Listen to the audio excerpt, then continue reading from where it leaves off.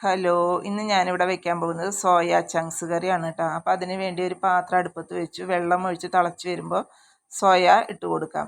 ഇതൊന്ന് തിളച്ച ശേഷം നമുക്ക് മാറ്റി വയ്ക്കാം. അതിന് ശേഷം നമുക്ക് ഒരല്പം വാളംപുളി പിഴിഞ്ഞ വെള്ളത്തിലേക്ക് ഈ സോയ ഇട്ട് വയ്ക്കാം. അപ്പോൾ ഈ സോയയുടെ പച്ചക്കുത്ത് പോകാനായിട്ടാണ് കേട്ടോ പുളിവെള്ളത്തിലിട്ട് വെക്കുന്നത്. ഇതൊരു ടിപ്പാണ്, എല്ലാവരും ഒന്ന് പരീക്ഷിച്ച് നോക്കിയോളൂ. അതിന് ശേഷം വറക്കാനായി തേങ്ങ, മുളക്, മല്ലി, കൊച്ചുള്ളി, കറിവേപ്പില ഇവ ഒന്ന് വറുത്തെടുക്കാം. അപ്പോൾ ഇനി എരിവ് കൂടുതൽ വേണ്ടവർക്ക് ഇതിൻ്റെ കൂടെ അല്പം മുളക് പൊടി ഇട്ട് കൊടുക്കാം കേട്ടോ. അപ്പം ഞാൻ ഇട്ടിട്ടില്ല. ഇനിയിപ്പോൾ ഇതിലേക്ക് വേണ്ടി സബോള, തക്കാളി, ഇഞ്ചി, പച്ചമുളക്, കറിവേപ്പില, ഉപ്പ്, വെളിച്ചെണ്ണ ഇത് നല്ലപോലെ കൈകൊണ്ട് തിരുമ്മിയെടുക്കാം. അതിനുശേഷം പിഴിഞ്ഞ് വെച്ചിരിക്കുന്ന സോയയിലേക്ക് തേങ്ങാപ്പാലും അല്പം ചൂടുവെള്ളവും ഒഴിച്ച് വേവിച്ചെടുക്കാം. അപ്പോൾ തേങ്ങാപ്പാൽ ഒഴിക്കണത് എടുക്കാൻ മറന്നുപോയി.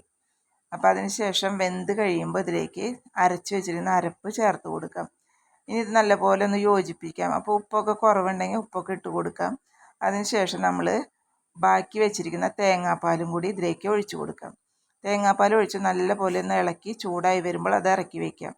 അതിന് ശേഷം നമുക്കിതിലേക്ക് കൊച്ചുള്ളി, കറിവേപ്പില, വറ്റൽമുളക്, അല്പം മുളക് പൊടിയും കൂടി മൂപ്പിച്ച് ഈ കറിയിലേക്ക് ഒഴിക്കാം. സൂപ്പർ ടേസ്റ്റുള്ള ഒരു കറിയാണ്, എല്ലാവരും ഉണ്ടാക്കി നോക്കണം കേട്ടോ.